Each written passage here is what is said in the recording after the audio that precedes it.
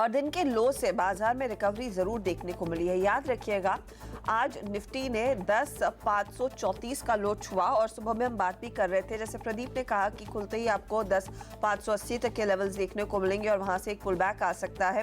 वीरेन ने इनफैक्ट 10,530 के लेवल का भी जिक्र किया था और उससे रिस्पेक्ट किया। फिलहाल 10,600 के आसपास निफ्टी ट्रेड करता हुआ, तो एक हल्की रिकवरी आई है। मैं कैलकुलेट करी थी, लगभग हम 40 पॉइंट निफ्टी में रिकवर कर पाए डेज लो से। सेंसेक्स भी निचले स्तरों से करीब 200 पॉइंट माफ कीजिएगा रिकवर हो चुका है और निफ्टी बैंक में भी करीब 100 पॉइंट तक की रिकवरी देखने को मिली। हालांकि मिड कैप इंडेक्स में अभी भी प्रेशर है। सरकारी बैंकों में सबसे ज्यादा दबाव देखने को मिला है। आज रुपए में मजबूती देखी गई है, तो ये भारी पड़ा है आईटी और फार्मा कंपनियों के लिए। लेकिन आप एक और चीज गौर करिए, आज क्योंकि कच्चे तेल में भाव फिर से नरमी के ही बने हुए हैं, ये फायदे का सौदा बना है कई स्टॉक्स के लिए। एचपीबीपी आईओसी में हमने देखा था सुबह में काफी जोश था, ऊपरी लेवल से अब थोड़े से फ्लैट होना शुरू हो गए हैं और एविएशन कंपनियों में अभी भी इंटरेस्ट बना हुआ है। तो ये मार्केट की पूरी तस्वीर है। अब ऐसे दिन क्या ट्रेड लिया जाए उस पर फोकस करेंगे।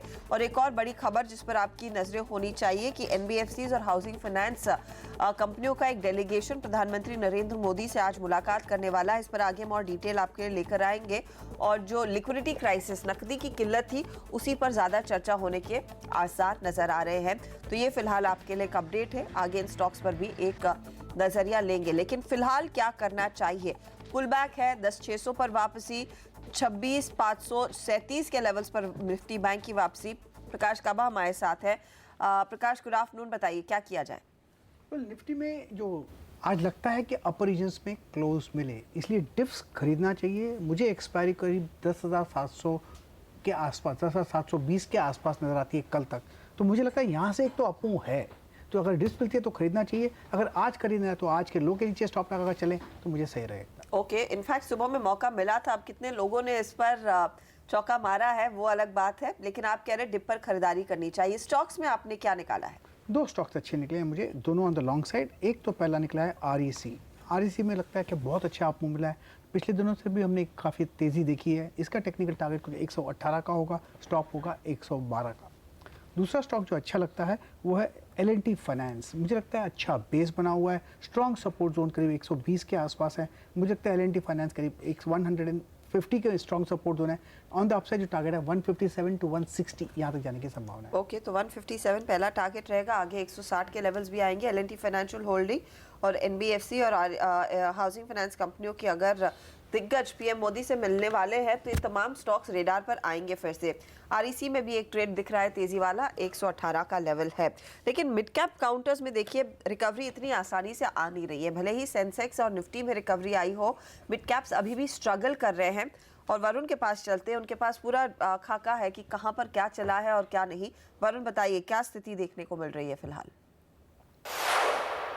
देखिए, स्थिति तो काफ़ी ख़राब है क्योंकि काफ़ी सारे स्टॉक्स ऐसे हैं जिनकी जम के धुलाई हो रही है, जिनमें प्रेशर देखने मिल रहा है। उनकी सबसे पहले बात करें तो गॉडफ्रे फिलिप्स, वी-गार्ड, इसके अलावा 3M इंडिया, सिम्फनी, ये तमाम वो काउंटर्स हैं जिनकी आज जम के धुलाई हो रही है। 3 से 5-5.5% के आसपास की गिरावट इन काउंटर्स में देखने मिल रही है। काफ़ी सारे सेक्टर्स ऐसे जो दबाव में आज कारोबार कर रहे हैं। सबसे पहले तो बैंकिंग और एनबीएफसी काउंटर्स, वहाँ अच्छा खासा दबाव है। कॉर्पोरेशन बैंक, सेंट्रल बैंक जैसे काउंटर में 3 से 4-4.5% के आसपास की गिरावट है। ग्रुप फाइनेंस को देख लीजिए, करीब 4% के आसपास की गिरावट यहाँ भी है।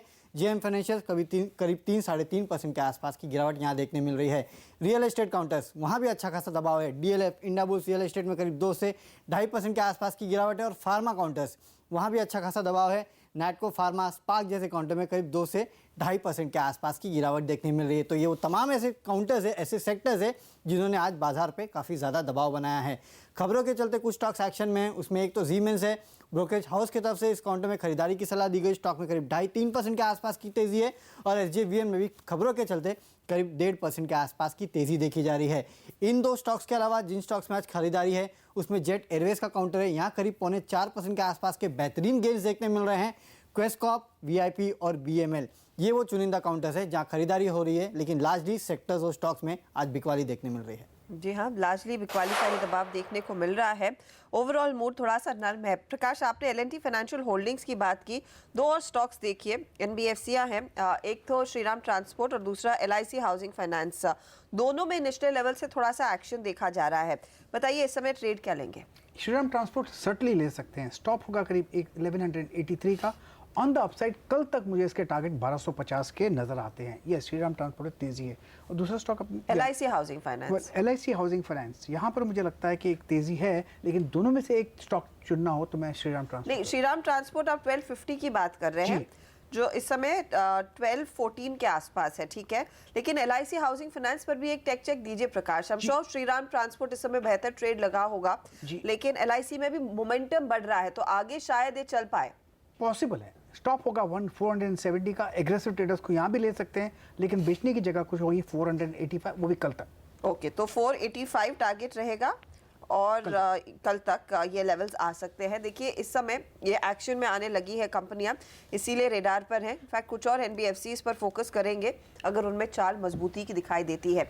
लेकिन एक बड़ी खबर है जो कई भारतीय कंपनियों पर असर डाल सकती है, या फिर वो कंपनियां जो विदेशी नाम के साथ अपने ब्रांड को बेच रही हैं।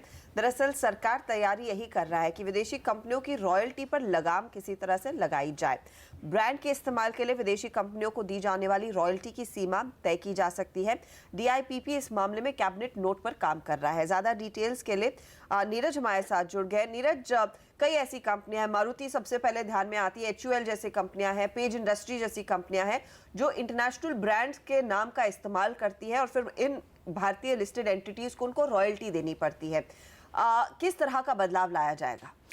देखिए, अभी तक ये नियम है कि जो भी एक्सपोर्ट या करते हैं या डोमेस्टिक सेल्स होती है उसका एक सर्टेन परसेंटेज कंपनियां अपने पास ले जाती है, वो उनके ऊपर मर्जी होती है, कोई कैप नहीं है। तो अमूमन 5% के आसपास वो रॉयल्टी के तौर पर ले जाती है, जो उन्होंने टेक्निकल नॉलेज यहाँ पे दिया है या उन्होंने ब्रांड यूज़ करने के लिए दिया उसके वजह में। लेकिन सरकार का ये मानना है कि इससे बहुत सारा पैसा विदेशों में जाता है, एक तरीके से डॉलर का फ्लाइट है, तो उसको रोकने के लिए ये सरकार कदम उठाने की इशारा कर रही है, जिसमें कि 4% डोमेस्टिक सेल्स के ऊपर कैप किया जाएगा और अगर एक्सपोर्ट यूनिट है तो वो 7% से ज़्यादा आप नहीं ले जा सकते रॉयल्टी के तौर पर। अब इस पे बाकायदा विचार हो चुका है, PMO में भी विचार हो चुका है और अब DIPP को इसमें लेना, चूँकि ये FDI के इदारे में आएगा तो उसको विचार करके ये कैप लगाया जा सकता है। और ये करीब 8-9 साल बाद ये एक विचार सरकार के तौर पर आया है।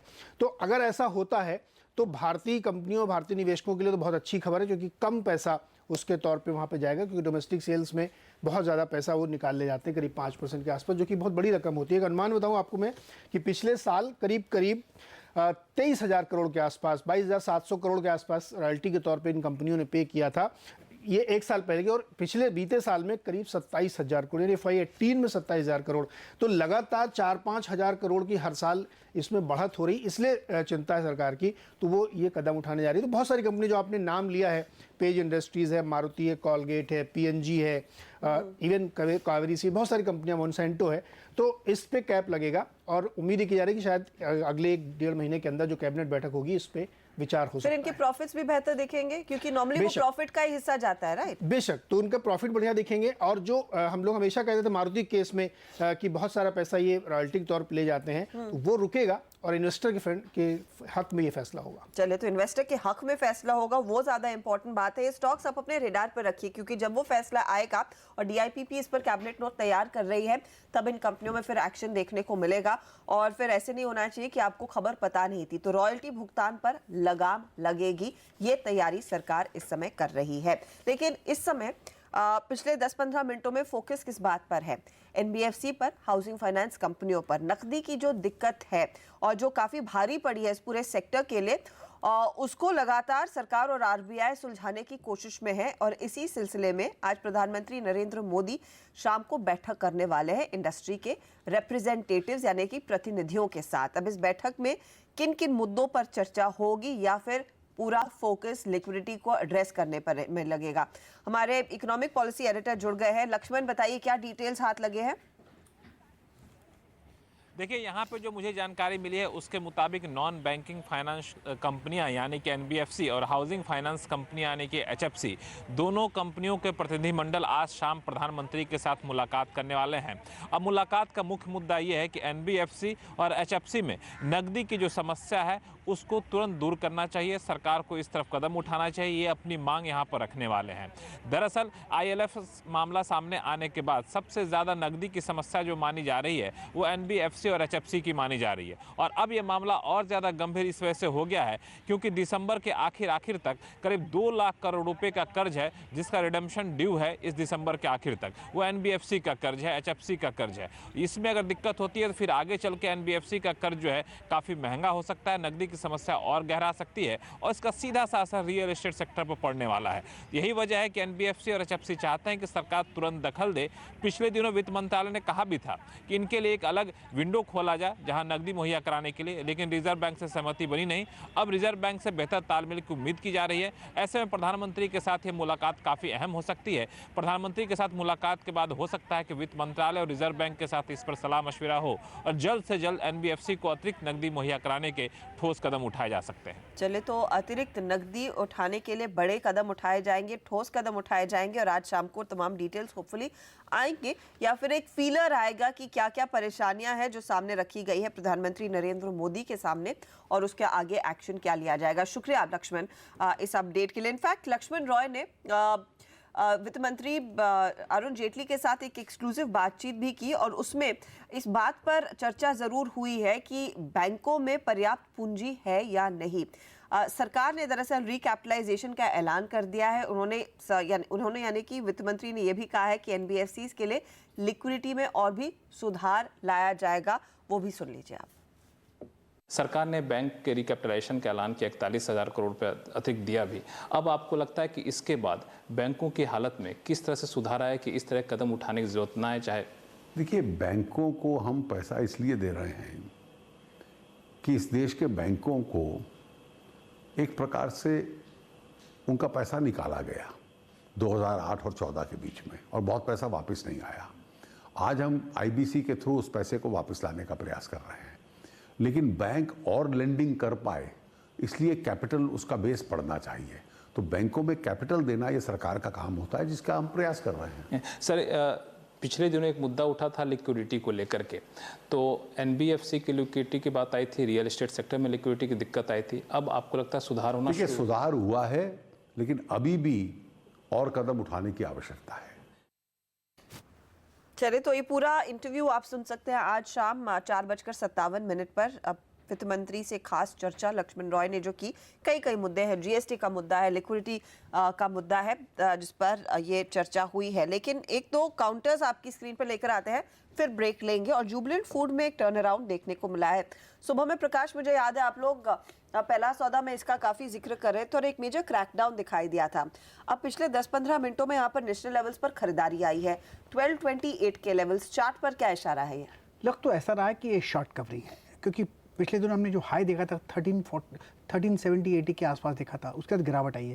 तो ये शायद एक अपमूव मिल सकता है और फिर एक करीब 1280-85 जोन जा सकता है। ये लगता तो अब तक शॉर्ट कवरिंग है और ये रेसिस्टेंस जोन में वापस जा रहा है। ये बाइंग नजर नहीं आती फिलहाल, लेकिन ये शॉर्ट कवरिंग नजर आती है। बाइंग नहीं है, सिर्फ शॉर्ट कवरिंग है, तो बाइंग के झांसे में मत आए। अगर आपने शॉर्ट किया है तो कवर करने का मौका है, लेकिन नई तेजी ना करे, ये फिलहाल आप ध्यान रखें।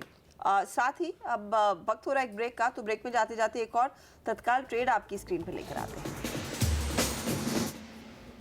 और सीमेंस, जो आज एंटी की रिपोर्ट आई है उसके बाद सीमेंस पर एक बाय कॉल आता हुआ। जय ठक्कर कह रहे हैं 1048 का टारगेट रहेगा, स्टॉप लॉस आप लगाएंगे 1013 पर।